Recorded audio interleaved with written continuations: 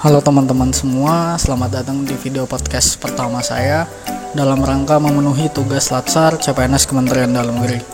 Sebelum kita memulai video podcast pertama kali ini, sebelumnya izinkan saya memperkenalkan diri terlebih dahulu.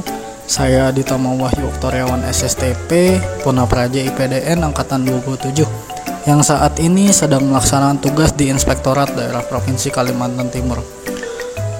Untuk video podcast pertama ini, saya akan menjelaskan terkait dengan wawasan kebangsaan. Sebelumnya saya telah membuat suatu mind map untuk mempermudah jalannya diskusi kita pada podcast kali ini. Sebelum mempelajari wawasan kebangsaan, kita harus mengetahui terlebih dahulu wawasan kebangsaan itu apa sih. Wawasan adalah sebuah pengetahuan atau ilmu, sedangkan bangsa, menurut Ernest Renan, bangsa adalah sekelompok manusia yang berada dalam suatu ikatan batin yang dipersatukan karena memiliki persamaan sejarah serta cita-cita yang sama. Sedangkan menurut Ben Anderson, bangsa merupakan komunitas politik yang dibayangkan dalam wilayah yang jelas batasnya dan berdaulat. Sedangkan menurut KBBI, bangsa adalah kelompok masyarakat yang bersamaan asal keturunan, adat, bahasa, dan sejarahnya, serta berpemerintahan. Jadi bangsa adalah orang-orang yang memiliki kesamaan keturunan, asal, sejarah, dan bahasa. Sementara itu, negara adalah kelompok sosial yang menduduki wilayah atau daerah tertentu yang membentuk suatu organisasi di bawah lembaga politik dan pemerintahan. Jadi sudah jelas ya, beda antara bangsa dan juga negara. Kemudian ketika kita membahas wawasan kebangsaan, akhirnya kita bisa menarik kesimpulan bahwasanya wawasan kebangsaan adalah cara pandang bangsa Indonesia dalam rangka mengelola kehidupan berbangsa dan bernegara yang dilandasi oleh jati diri bangsa dan kesetaraan terhadap sistem nasional yang bersumber dari 4 konsensus dasar, yakni Pancasila, Undang-Undang Dasar 1945, Negara Kesatuan Republik Indonesia, dan juga Bhinneka Tunggal Ika. Konsensus dasar yang pertama ialah Pancasila.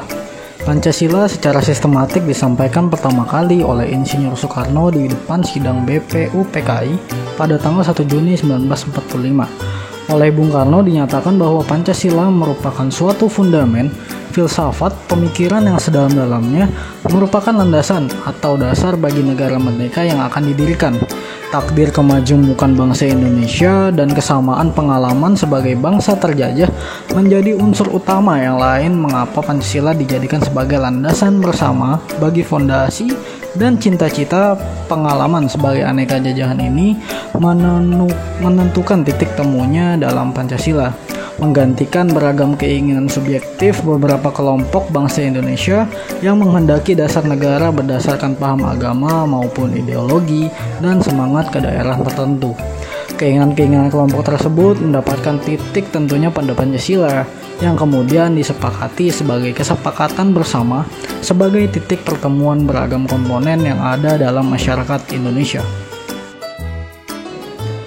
Konsensus dasar yang kedua ialah UUD 1945.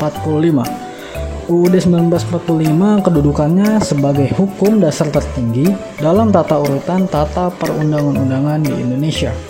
Kepustakaan hukum di Indonesia menjelaskan istilah negara hukum sudah sangat populer. Pada umumnya istilah tersebut dianggap merupakan terjemahan yang tepat dari dua istilah, yaitu Rechtsstaat dan the Rule of Law. Istilah Rechtsstaat yang dilawankan dengan Machtsstaat memang muncul di dalam penjelasan UUD 1945, yakni sebagai kunci pokok pertama dari sistem pemerintahan negara yang berbunyi, Indonesia ialah negara yang berdasar atas hukum dan bukan berdasar atas kekuasaan belaka. Lalu kita melihat di dalam UUD 1945 bab 1 tentang bentuk dan kedaulatan, pasal 1 hasil amandemen yang ketiga tahun 2001 berbunyi negara Indonesia adalah negara hukum. Konsensus dasar yang ketiga ialah Bhinneka Tunggal Ika. Pengertian Bhinneka Tunggal Ika lebih ditekankan pada perbedaan bidang kepercayaan, juga aneka ragam agama dan kepercayaan di kalangan masyarakat Majapahit.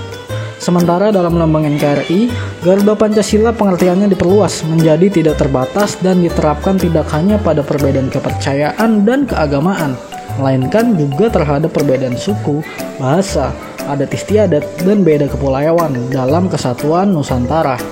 Sesuai makna semboyan Bhinneka Tunggal Ika, berarti berbeda-beda tetapi pada hakikatnya satu. Sebab meskipun secara keseluruhan memiliki perbedaan, tetapi pada hakikatnya satu bangsa dan satu negara, yaitu negara Republik Indonesia.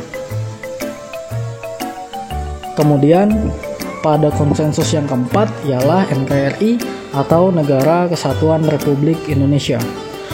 Keberadaan Negara Kesatuan Republik Indonesia tidak dapat dipisahkan dari peristiwa proklamasi kemerdekaan 17 Agustus 1945.